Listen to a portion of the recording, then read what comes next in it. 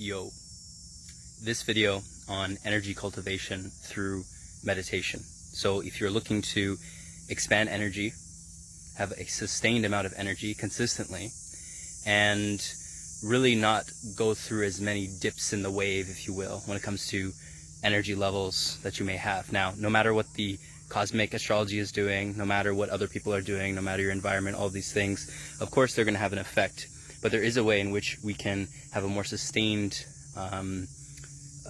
quotient, if you will, or conductivity of our energy, because that's really all it is about. Becoming light, becoming conductive, magnetic. Right? This is the cultivation of what we're all practicing when it comes to eating higher vibrational foods, meditating, connecting with nature, invigorating ourselves with the movement of energy that expresses in creative form, music, art, projects, what have you. This is what it comes down to.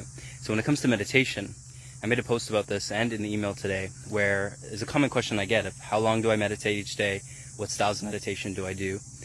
And firstly, at a certain level of the meditative practice, everything becomes meditation. Your whole life becomes meditation. You recognize meditation as a state of being. It's not necessarily something you're doing. Now, at the same time, there are many practices in which can be used to cultivate this essence or this energy, or to realize this essence. And for the most part, people think of meditation as a seated practice. I'm going to sit down, close my eyes, and clear my mind. And as much as this will increase energy due to the fact that you're not wasting as much energy by thinking, so you're going to open up the natural channels of flow of energy, which is very useful for the common person because, including myself, because I'm involved in that, overthinking, lots of thinking, a lot of masculine dominant energy in the brain, which is the electrical aspect. This naturally needs to be quieted, but at the same time, we have to remember that most seated meditation is not designed to cultivate energy. You're not cultivating energy when you're just seated in simple practice. Now, of course, you get to a certain place, and most forms of meditation the lines are blurred. It becomes much simpler. But at the same time, we have to understand what are the styles of meditation that increase conductivity, and thus with that conductivity are able to clear through pathways. So pathways of blocked, stagnant energy, neurological imprints that are stuck. It's like when we're lethargic and tired, it may be more difficult to change course, change a habit, go in a more positive direction.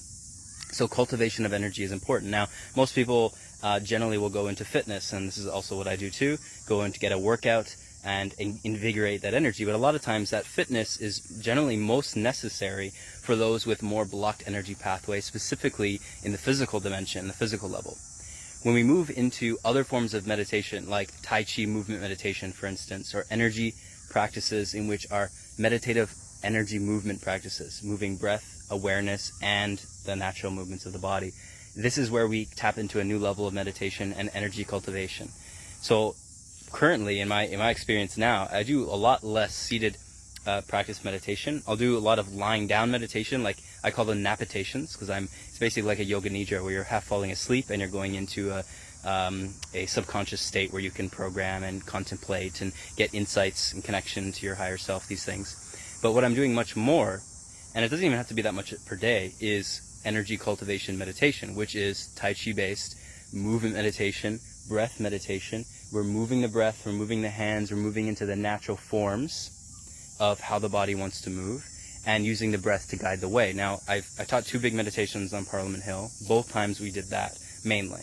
We did some seated as well, and there's a reason for that, because the cultivated practice of meditation really is going to expedite the healing of awakening and healing in a different way. It's not always better.